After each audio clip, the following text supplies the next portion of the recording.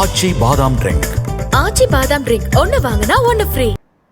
பக்ரீத் பண்டிகையொட்டி புதுச்சேரி கடற்கரை சாலையில் உள்ள காந்தி திடலில் 1000க்கும் மேற்பட்ட இஸ்லாமியர்கள் ஒன்று கூடி சிறப்பு தொழுகையில் ஈடுபட்டுள்ளனர்.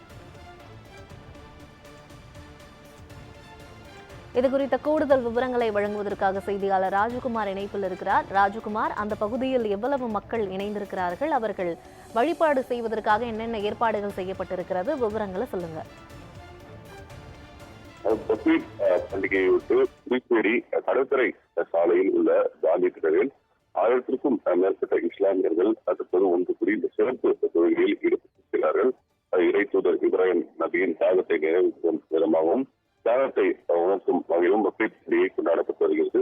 இந்நாளை பெருநாளாக இஸ்லாமியர் கொண்டாடி வரும் நிலையில் புதுச்சேரியில் இன்று இந்த பக்ரீத் பண்டிகை மிகவும் விசேஷமாக கொண்டாடப்பட்டு வருகிறது. புதுச்சேரி கடற்கரை சாலையில் ஜமாத் அமைப்பு சார்பில் கடற்கரை சாலையில் உள்ள காந்தி திடலில் 1000க்கும் மேற்பட்ட இஸ்லாமியர்கள் தற்போது ஒன்று கூடி சிறப்பு தொழுகையில் ஈடுபட்டுள்ளனர்.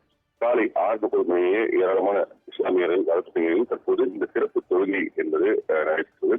இந்த சிறப்பு தொழுகைக்கு பிறகு ஒருவர் ஆரத்தரவி தங்களது பக்ரீத் வாழ்த்துக்களையும் தெரிவித்துக் கொண்டிருக்கிறார்.